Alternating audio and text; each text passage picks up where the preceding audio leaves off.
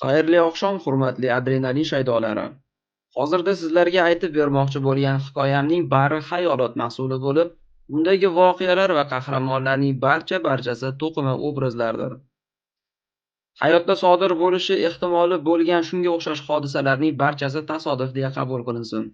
Shuningdek, tinglovchilardan hikoyalarimizdan falsafa yoki qadriyat izlamasliklarini iltimos qilib qolgan bo'lardik.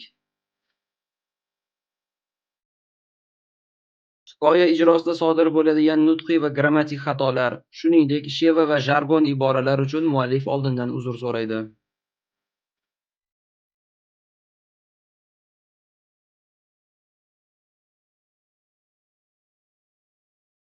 Hikoyadan mutlaq dopamin olish uchun qorong'u xonada yolg'iz quloqchin yordamida tinglash tavsiya qilinadi. Ana endi boshladik. Orol dengizi hududida Vozrождение nomli bir hudud bor ekan. Muqaddam u yerda maxfiy baza qurilgan. Ammo mustaqillikka erishilgach, sobiq ittifoq hukumati tomonidan ushbu baza olib ketilgan yoki butunlay yopilgan. Xullas, aniq bir ma'lumot yo'q. Men biroz hayron bo'ldim. Men kibernetika, sun'iy yo'ldosh, shunga o'xshash atamalardan xabarim bor. Ammo shuncha yillar davomida biron marta ham Orol dengizi hududida bunday baza borligi haqida eshitmagan ekanman. Men darrov sun'iy yo'ldosh orqali turli xil bir moslamalarni ishga tushirishga harakat qilib ko'rdim, lekin aytarli ma'lumot topa olmadim. Bu esa meni ushbu hududga nisbatan qiziqishimni orttirib yubordi. Ishxonamdagilarga vaqtincha ta'tilga chiqishimni ma'lum qildim. Muayyan o'zimga belgilangan kunda men yo'lga chiqdim. Chirchiq shahridan Qoraqalpog'iston Respublikasigacha juda katta masofa. O'zingiz juda yaxshi bilasiz. Odatda haydovchilar 12-13 soatlik yo'l deb aytishadi. Yo'lni bilmaydigan insonga bir necha kunlar ketsa ham ajablanmagan bo'lardim. Chunki men Orol dengiziga salkam 2,5 kunda yetib bordim. Yo'lda juda ham mashaqqatlar, turli xil bir voqeliklar ro'y bergani bois safarim uzundan-uzun bo'ldi. Mayli, bu narsa muhim emas. Xullas, men Vozrождение deb nomlangan joyga yetib keldim. Ammo aytilgan joyda qandaydir bino yoki inshootni ko'rmadim. Qum, tuproqdan boshqa hech narsa yo'q edi. Shunday bir katta masofani bosib kelsam-u, aytarli bir hech qanday ma'lumotga ega bo'lmasam deya.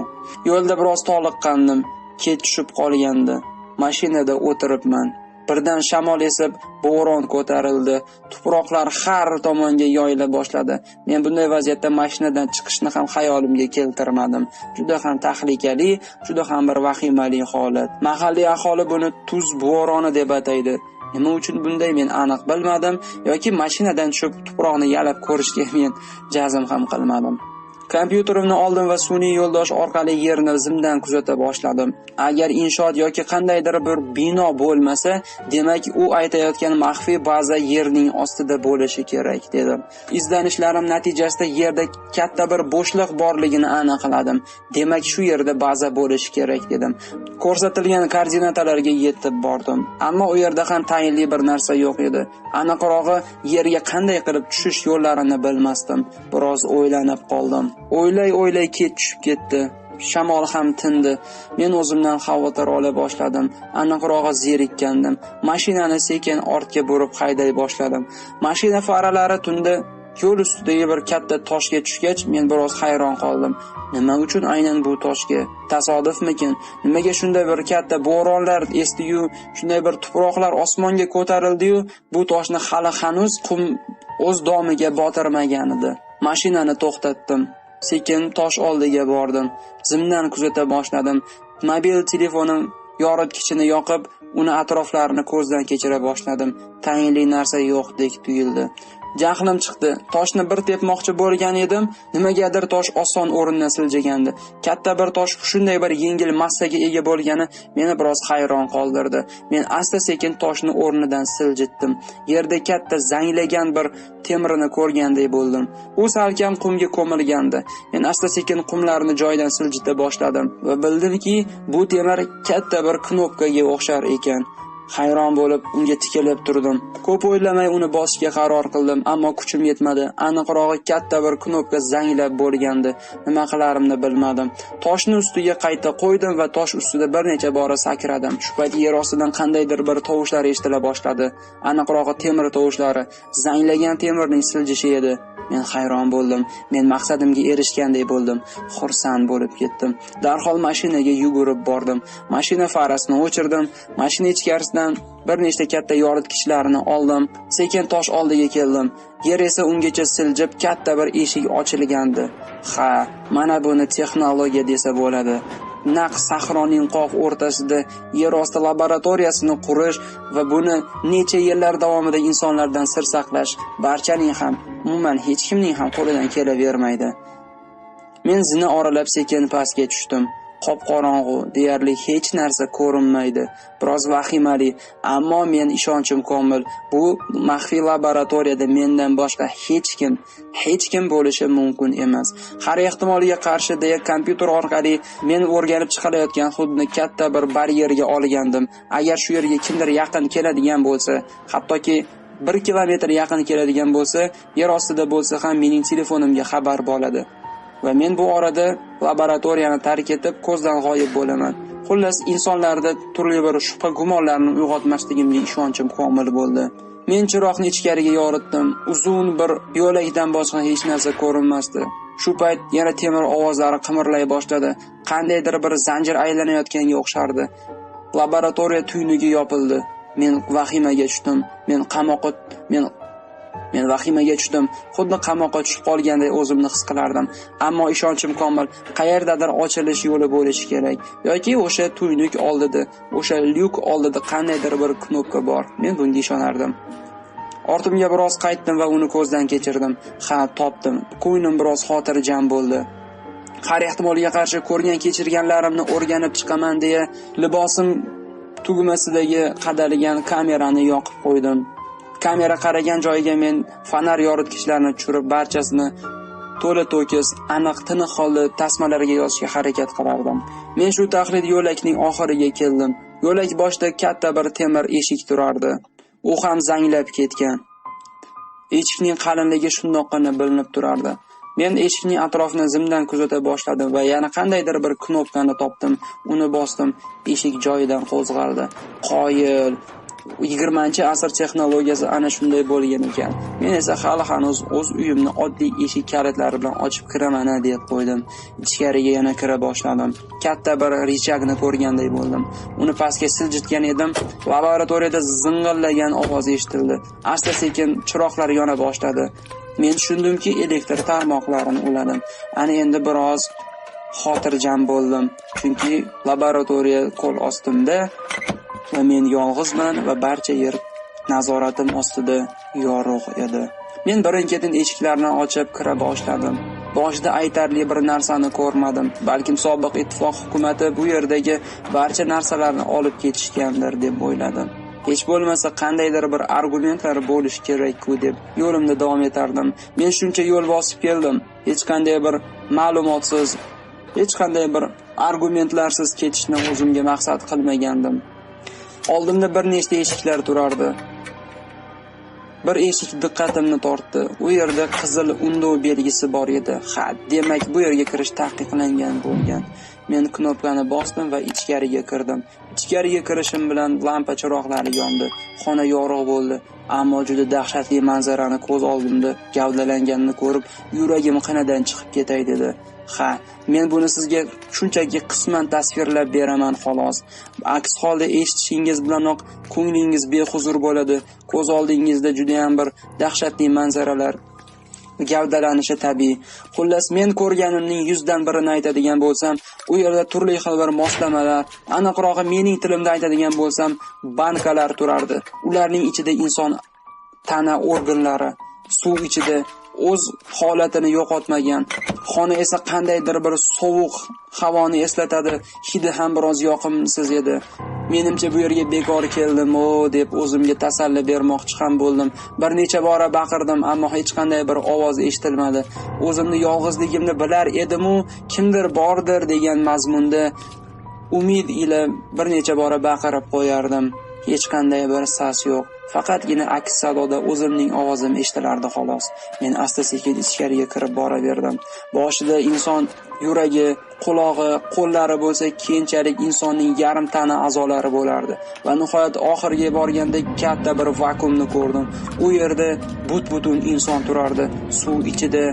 Vakuum oldida qandaydir bir ekranda unga oid qandaydir ma'lumotlar bo'lishi kerak. Men meditsinani yaxshi tushunmayman, ammo televizorda ko'rganimga qarab asoslanadigan bo'lsam, demak apparat hali uzilmagan, tadqiqot olib borilayotgandi.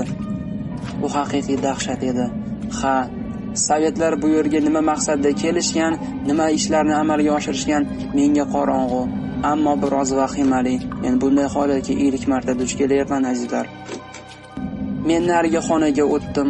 U yerda qandaydir bir hujjatlar bor edi. Biroz hayron bo'ldim. Demak, insonlar ustida eksperiment olib boriladi. Har bir qilinayotgan amal hujjatlarga qayd etib boriladi. Demak, ular bu yerga qandaydir bir maqsadda kelgan ekan. Ammo nima uchun shu qadar maxfiy tarzda, nima uchun shu qadar bularni hech kim bilmagani meni biroz taajjublantirardi.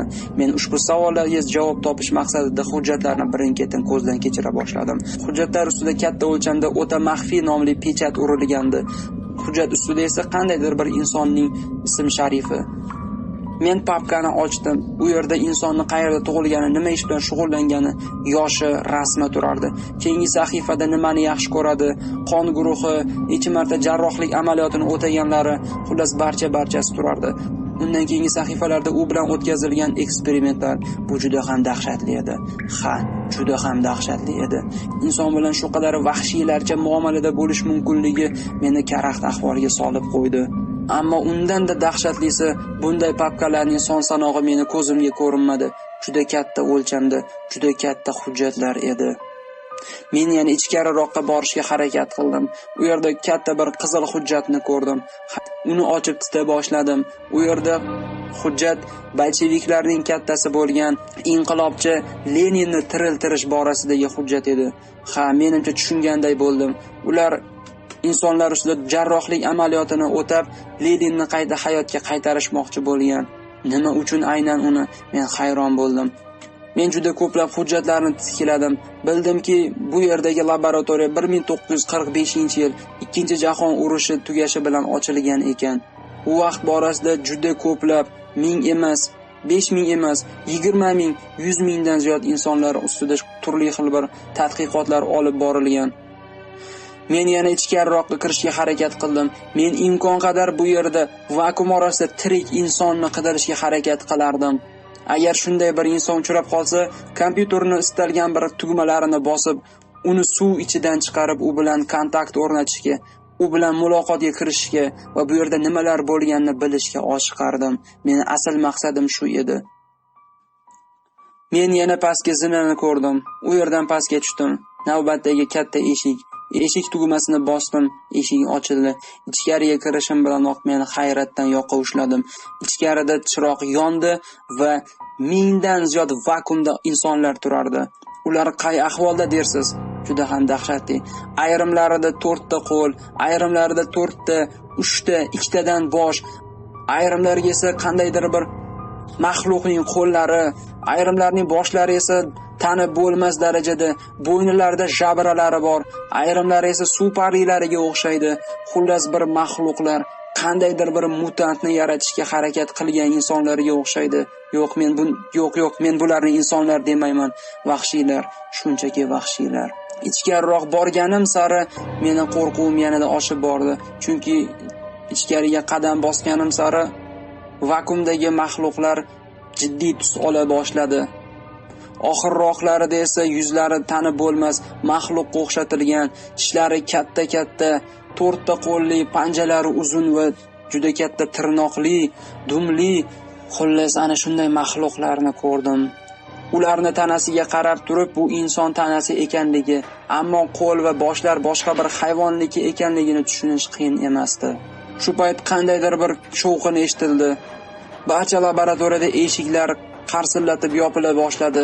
Meni vahima bosdi. Nahotki men ichkaridan qulflanib qolsam. Men eshikka yugura boshladim, ammo u ham yopildi.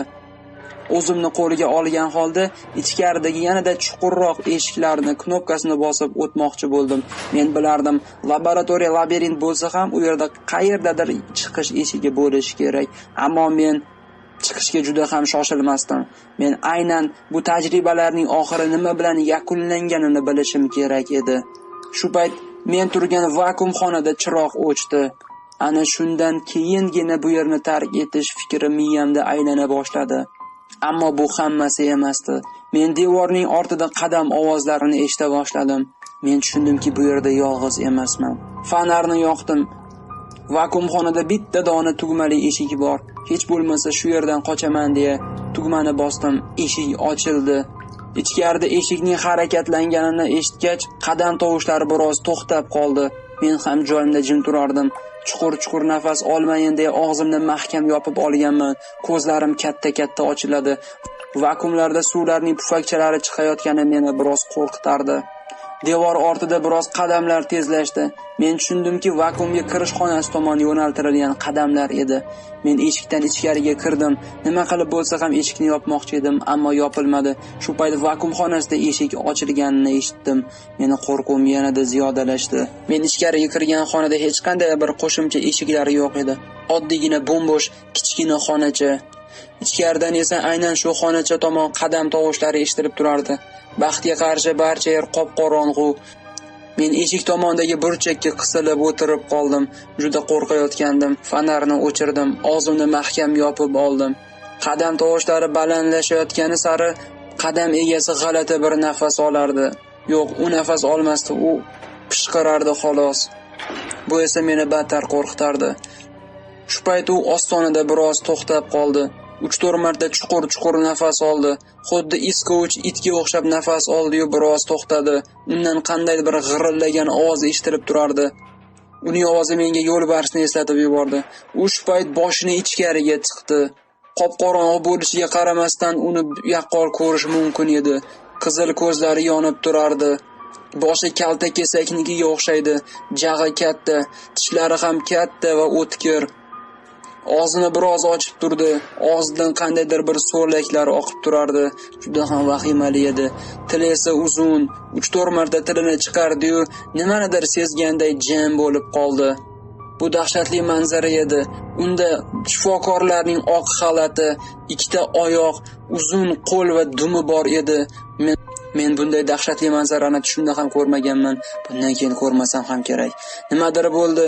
Uning ko'ylagida qandaydir bir tugma yonganday bo'ldi.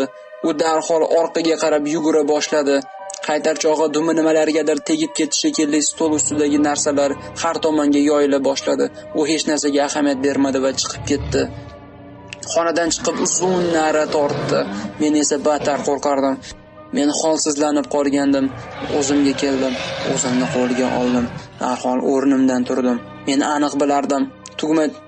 aniq bilardim, ko'ylagim tugmasiga yopishtirilgan kamera barchasini tasvirga olgan. Men buni albatta hukumatga yetkazaman dedim. Asta-sekin vakuum xonasiga qadam bosdim. Qandaydir bir ovoz chiqsa, bu kalta kesak bosh yana qaytib kelishiga ishonchim komil edi. Ammo u meni ko'rib qolsa, nimalar bo'lishini miyam allaqachon fantaziya qilayotgandi. Mana shu vakuumdagi mutantlarga o'xshab meni ham shu yerga osib qo'ysa kerak deb qo'rqardim. Men hujjatlarni tita boshladim. Bir nechtasini o'zimga dalil uchun olishim kerak edi. Chunki men chiqib bo'lgan voqealarni aytib bersam, hech kim menga ishonmaydi. Men imkon qadar nafasimni ham eshittirmaslikka harakat qilardim. Ammo jin ursin shu paytda mening telefonim jiringlab qoldi. Bu odatdagi jiringlash emasdi. Demak, mashinaga kimdir yaqinlashayapti. Men jon talvasida telefonimni olib, uni ovozini zo'rg'a o'chirdim. Telefonim orqali mashinadagi kameralarga bog'landim. Mashina atrofida 3-4 nafar hayvonlar turardi. U bir hayvonga ham o'xshamaydi. Bo'ri desam, bo'riga o'xshamaydi, juda ham katta. Inson desam, insonga aslo o'xshamaydi, ammo 2ta oyog'i bor. Ko'zlari xuddi haligi kalta kesaknikidek qizil yonib turardi. Ular 2 nafar. Bu 2ta maxluq mashina atrofida biroz aylanganday bo'ldi, ammo unga tegmadi. Yana ortiga yer tagiga kirib ketdi. Demak, bu yerda men yolg'iz emasman. Demak, bu yer kimningdir qarorgohiga aylangan va ular meni qidirishayapti dedim. Shu payt ichkarida trevoga ovozi eshitildi va u katta shovqinga aylanib birdaniga to'xtab qoldi.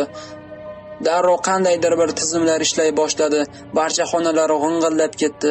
Elektr ovoziga o'xshardi. Shu payt vakuumdagi suvlar pufakchalar ajrata boshladi. Demak, kimdir tizimni ishga tushirdi. Men javondagi tortmani ochdim. U yerda juda ham katta va ko'p hajmdagi kasetalar bor edi. Barcha kasetalar raqamlangan, 220 dan boshlanib, bilmayman nechigacha davom etgan, chunki bunday shkaflar, bunday bir javonlarning son sanog'i bu yerda yo'q edi. Men vaqtni boy bermay deb bir donasini oldim, bir nechta hujjatlarni qo'lga kiritdim. Asta-sekin vakuum xonasidan chiqib ketayapman. Shu payt eshik oldidagi katta bir vakuumda to'xtab qoldim. Unda sochlari uzun bir qiz bor edi. Aniqrog'i mutant edi. Boshi ayolniki, tanasi qandaydir bir timsohni eslatardi. Panjalari uzun, baliqqa o'xshagan qanotlari ham bor. Unga biroz tikilib qoldim. Shu payt uning ko'zlari ochildi. Menga qarab turgan ko'zlari shunaqangi bir qo'rquv yoki dahshat bor ediki, mening yuragim qinidan chiqib, shu yerning o'zida jon bersam kerak deb o'yladim. U menga qarab o'kirardi, ammo vakuum suvga to'lgani bois uning ovozi eshitilmasdi. Xanjarday keladigan tishlari esa meni battar qo'rqitardi. Men sekin o'rnimdan turdim, sekin vakuum xonasini tark etdim. Bu haqiqiy dahshat edi. Men asta-sekin chiqish tomon yugurib borardim. Shu payt laboratoriyada nimanidir uvillagan ovoz eshitildi. Izimga tushdi deya qo'rquv aralash. Jon talvasida lyuk knopkalarini bosardim. Bir necha bora bosardim, ammo u hali hanuz ochilishga shoshilmasdi. Sekin ochildi ham. Men jon talvasida mashinaga yugurdim. Mashinani tez o't oldirdim va to'g'ri kelgan tomonga hayday boshladim. Men bunday dahshatni hali hanuz ko'rmagandim. Orol dengizini tark etar ekanman. Laboratoriyadan taxminan bir 15 kilometrcha uzoqlashdim. Biroz xotirjam bo'ldim. Juda ham toliqqandim. Men bu yerga kelguncha ham uxlamagandim. Laboratoriyada ko'rgan, ko'zdan kechirganlarim asablarimni juda ham toliqtirgan. O'zim esa qo'rquvdan ranglarim oqargandi. Menga biroz hordiq kerak bo'ldi. Rulda uxlab qolay derdim. Biroz tezlikni pasaytirdim. O'rtacha 40 ta ketayapman. Ko'zlarim ilinay, ilinmas derdi. Bir amallab trassaga tushib olsam, u yog'i osonroq bo'lar. Balkim qandaydir bir shahar yoki qishloqqa kelsam, mashinani chetga qo'yib mizg'ib olarman dedim. Shu payt yon tomondagi oynada qandaydir bir oq narsani ko'rganday bo'ldim. Uyqum o'chdi. Diqqatimni oynaga qaratdim. Deyarli hech narsa ko'rinmadi. Oq siluetdan boshqa hech narsa ko'rinmasdi. Mashinaning orqa tomonidagi kameralarni ekranga uzatdim. Ko'rgan narsa menda vahimani uyg'otib yubordi. Uyqum batamom o'chdi. Men avvalgidanda ko'proq qo'rqa boshladim. Oppoq tanada ikki oyoqli nimadir mashinaning ketidan yugurib kelardi. Oyoqlari uzun-uzun. Insonniki desangiz, odamning oyoqlari bu qadar uzun bo'lmaydi. Taxminan 1.60 yoki 1.70. Qo'llari yo'q. Yelkasidan darrov boshiga ulanib ketgan. Boshida hech qanday bir sochi yo'q. Ko'zlari qip-qizil yonardi.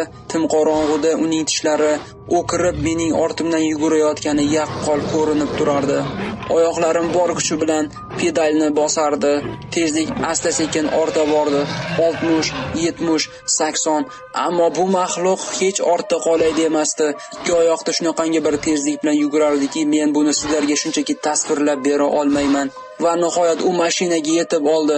U shunchaki yon tomondagi oynadan menga shunday qarab turardi. Speedometr tezligi ortib borardi. 110, 11, 20, 30 shu taxlit tezlik ortib boraverardi. Bu maxluq esa hech mendan ortda qolmasdi. U bir oldinga, bir menga qarardi. Har gal unga nigohim tushganida og'zini katta ochardi. Yoqimsiz ovozi esa meni battar qo'rqitardi. Speedometr 150 ga yetganidan so'ng Gelenwagen qaltiray boshladi. Mashina o'zini orqaga ota boshladi. Men tushundimki, bu maxluqni tezlik bilan yengib bo'lmaydi. Ammo bir narsa hayron qoldirardi. Qanday qilib u menga yetib olayapti? Qanday buni iloji yo'q edi. Men bir amallab markaziy trassaga yetib keldim. Adashmasam mashina faralarida shaharga 40 kilometr degan yozuv bor edi. Aynan ushbu ustundan so'ng u meni ta'qib qilishni to'xtatdi. Men to'g'ridan-to'g'ri mashinani chirchiqqa hayday boshladim. Nima bo'lsa bo'lar, uxlamayman. Bir amallab yetib olishim kerak dedim. Bunday katta tezlikda Toshkentga 7 soatda kirib keldim. Yaxshiyamki yo'lda hech qanday bir to'siqlarga uchramadim. Uyga keldim, qo'rquv aralash eshikni yopdim. Derazalarning barchasi yopiqligini ko'zdan kechira boshladim.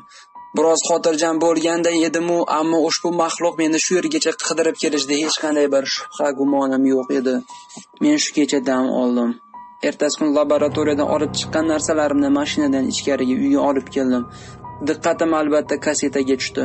Men buni ko'rishim kerak. Ammo videomagnitofon menda yo'q. Aniqrog'i bundaylari hozir sotuvda yo'q. Hech kim bu narsani ko'rmaydi. Qanday topsam ekan deya o'ylay Toshkent shahrida eski tuski narsalar sotadigan bozorga qadam ranjida qildim. Afsuski, u yerda ham o'zimga kerakli narsani topa olmadim. Umidsiz holda ortga qaytmoqchi ham bo'lgan edim. Bir chetdagi inson meni diqqatimni tortdi. Ustiga uzun plash kiyib olgan, boshiga shlyapa qo'ndirgan, yuzlarini bekitib boshini egib o'tirardi. Oldida esa bitta magnitofon va bir qancha eski tuski narsalar, xomashyo yoki shunga o'xshash narsalar edi. Men uning oldiga bordim. "Videomagnitofoningiz nechi pul?" dedim. U biroz boshini ko'tardi, oyoqlarimga qarab turardi, ammo yuzini ko'rsatmadi. "Qancha bersang beraver" dedi.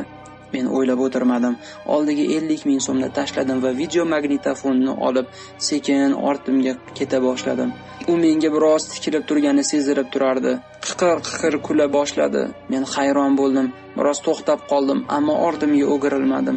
U esa past ovozda "Sen keyingisi bo'lasan" dedi.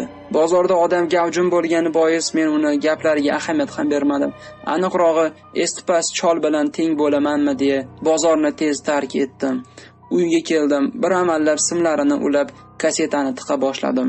Kasetada insonlar ustida olib borilayotgan eksperimentlarning barchasi videotasmaga yozib olinardi. Ular boshida qandaydir bir insonni olib kelishar, uni mahkam bog'lashardi, qandaydir bir ukol qilishar. Shundan so'ng inson holsizlanardi va unda turli xil bir amaliyotlarni amalga oshirishardi. Qo'llarini kesishardi, keyingi kun oyoqlarini, undan keyingi kun yana boshqa tana a'zolarini kesib, boshqa bir hayvonlarnikini ulab ko'rishardi. Agar inson vafot etib qolsa, hech qanday bir tushkunlikka tushmasdan uni qandaydir bir jamadonga bo'laklab tiqib qo'yishardi. Qayerga olib ketilgani esa noma'lum. Video tasmada ko'rgan dahshatli voqeam laboratoriyada ko'rganlarimdan ham o'tib tushdi. Har kuni tajriba quyonlariga turli bir ukollarni qilishar, undan so'ng ular holsizlanib, deyarli baqirmay ham qo'yishardi. Tirik qolganlarni esa vakuumga solib, yana qandaydir bir amaliyotlarni amalga oshirishardi. Ha, ular mutant tayyorlashayotgandi, ammo maqsadi nima? Nima uchun? Bunisi menga qorong'u. Jarrohlik amaliyotini amalga oshirayotgan oppoq xalatdagi doktor esa dam-badam kameraga qarab qilayotgan ishlarini aytib turardi. U shunaqangi bir ohista, xotirjamlik bilan gapirar ediki, insonlarga berayotgan og'riqdan umuman ta'sirlanmasdi. Men videotasmani davomiy ko'ra olmadim. Ko'nglim ayniy boshladi. Darhol oxirdagi natijani ko'rmoqchi bo'ldim. Tasvirni 7 kunlik qisqa tasvirlarni o'zida jamlagan videoning yakunida meni ketimdan ta'qib qilgan bir maxluq tayyorlangandi.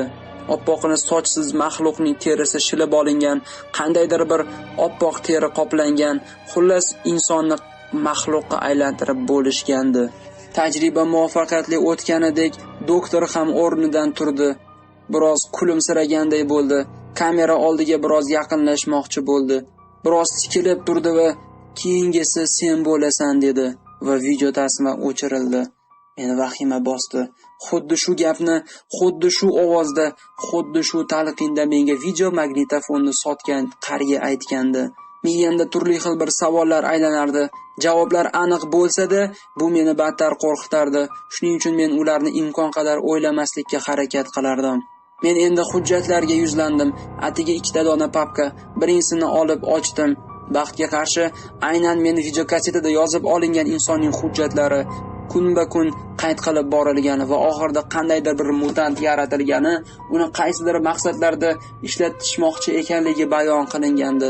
Ha, kerakli hujjat bo'ladi. Men buni tegishli joylarga uzataman va bu laboratoriyani tak-tugi bilan yo'q qilib yuboramiz dedim. Men imkon qadar ushbu laboratoriya ichida bomba portlatishini ham tarafdor edim. Chunki bu yerda qandaydir bir kasalliklar tarqalgan yoki nimalar bo'layapti, hech kimga qorong'u. Laboratoriyani o'zi esa juda ham sovuq hamda dahshatli manzarani aks ettirgandi. Qo'limga ikkinchi hujjatni oldim. Bu boshqalarga nisbatan biroz yengil edi. Ustida xuddi har doimgidek o'ta maxfiy nomli pechat va uning ustida o'z ism-sharifimni ko'rdim. Men hayron bo'ldim. Aniqrog'i, karaxt ahvolga tushib qoldim. ilk sahifani ochdim. Unda o'zimning tug'ilib o'sgan yil, sana, kun va oylari, rasmim va bir nechta ma'lumotlarim bor. Undan keyingi sahifada esa qon guruhlarim, nimaga qiziqishim, menda qanday bir kasalliklar bo'lgan, qaysi shifoxonada davolanganman, ularning barchasi bor edi. Ammo keyingi sahifalarda hech nima yo'q. Demak, hujjat, delo hali to'ldirilmagandi. Bu esa mening dahshatimga dahshat, qo'rquvimni esa ziyodalashtirdi. Faqatgina bir savol aylanardi. Qanday qilib bunday bo'lishi mumkin?